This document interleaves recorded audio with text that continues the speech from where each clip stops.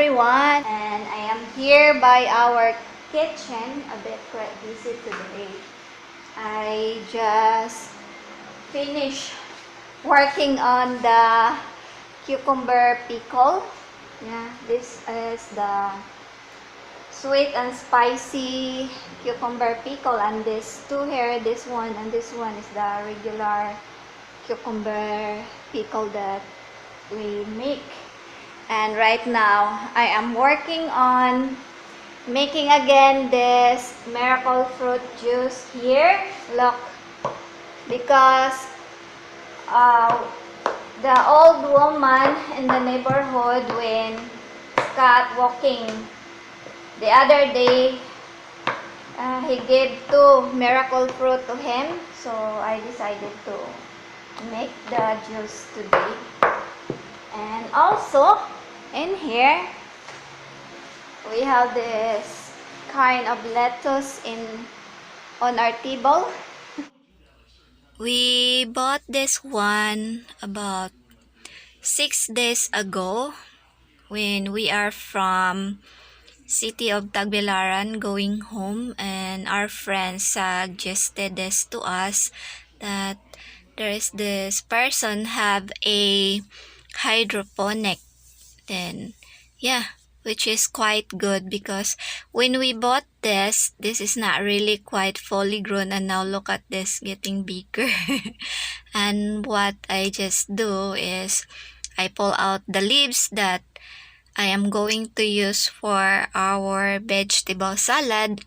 At least this way it is much more fresher than what we bought on the mall that are rotten. Yeah, so I like it because they are still on the pots, and what I do is I soak it on water, and every other day I change the water on it. Yeah, but nice. Look at this. Looks much better this way to use for our salad.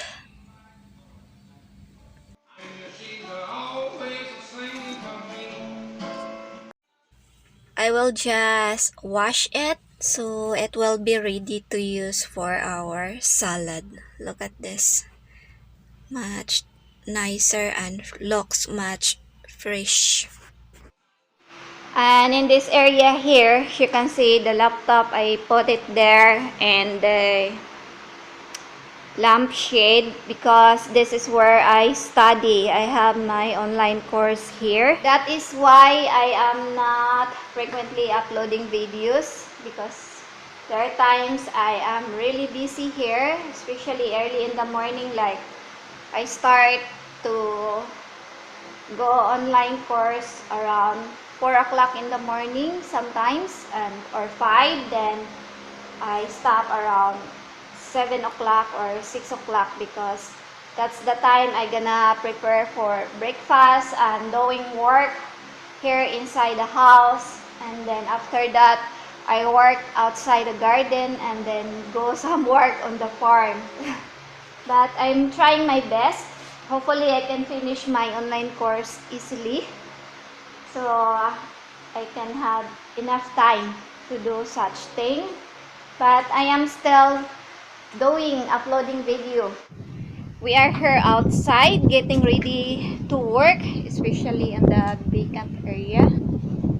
We're gonna do some more planting there, and today it is a bit quiet, windy.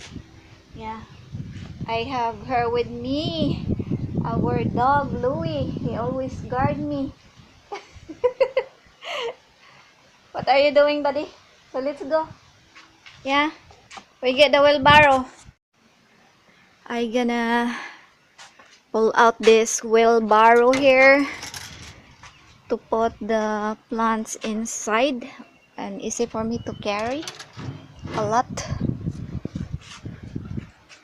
Okay, move Louie. Samok man niya mong iro ay. We are here now by our dragon fruit area, where the calamansi that I have marketed last time. As you can see in here, they have quite a lot of fruits already, but I have to cut those branches that are ready to pull out and ready to plant in the vacant area that were intended for it. The second batch I do some 25 or 20 plus. Then the third one was almost 100, and the fourth was about 40. Quite a lot of fruits in there. Some are ready to harvest. So I'm gonna start cutting the branches now. And look, these are oh, cow. Honey, your hands. Yeah, I know. No, you don't need because this is the other one. That's cool. Yeah, okay. Okay. Yeah, that's okay. Labay na lang po na, no?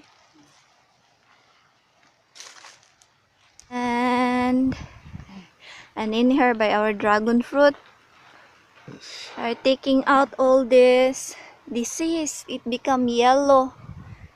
And we have to pull out so it won't spread on the other part of the dragon fruit. Louie, what are you doing there and why you're smiling? I'm trying to get his friends to come over. Ah, quite a lot of things to do.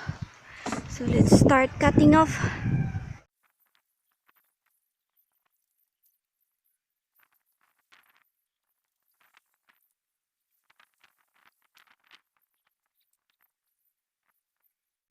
I have finished cutting some branches on this two calamansi tree here.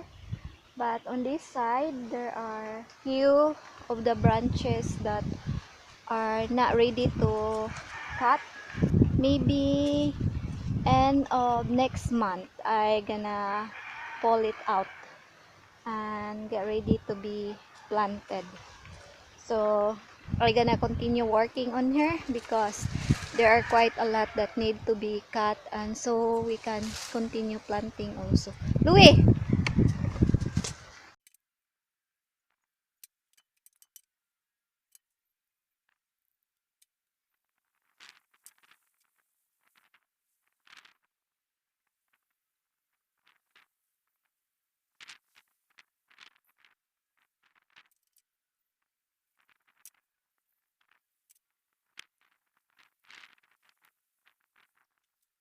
I'm instructing our worker how many holes that we're gonna put in this one. We're gonna add more 3 holes here for the plant and add 2 more here.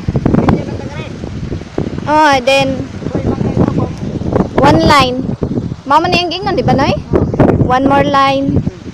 So I already finished instructing our worker what to do. I'm gonna let him also make a hole in this vacant space where in line of the calamansi here.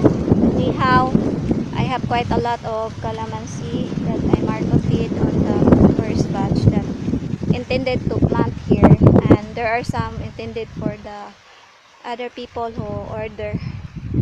So yeah, we gonna maximize the usage of the land, at least it can be used. So I'm gonna continue working and cutting some of the branches that are ready to be pulled out. I just stopped cutting the calamansi for the meantime because there are quite a lot, and so we can start planting, and if we have a lot of time, maybe next week or tomorrow, we're gonna continue planting and cutting the branches of the calamansi. So look at this. These are the calamansi that I cut, quite a lot in there, and also in that side, those are the calamansi also that I cut, and inside the basket I harvested a few of calamansi fruit. And what I did, I only cut those branches from there going down, but there are quite a lot from there and going down that I need to cut, and mostly of this calamansi tree that where I have cut today, there are quite a few of calamansi branches that are still need to be cut, maybe end of the month or next month. Yeah, because there are quite a lot in there also. Oh, I saw a ripe calamansi in here. Look at this, another one. Up, up.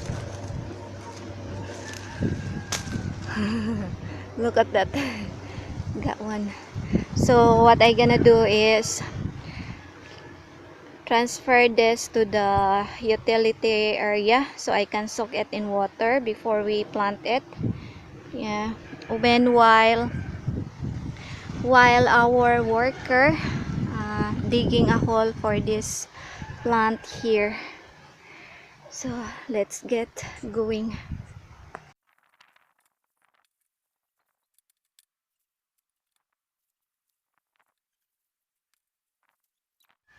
I already soaked in these branches of calamansi on water, and over here we're gonna continue on this line planting. So Nayanyong watered, Nayanyong already prepared the hole on this line here, like there, and he watered inside the hole because it is quite hot and no rain. And also we add 2 more down there. I guess in here, yeah, we added 2 more holes so it will be equal on that side. And also going down there, we're gonna plant, and over here so we're gonna plant also this one, but we need to let Noyanyong mow this part here because the grass is quite getting higher again.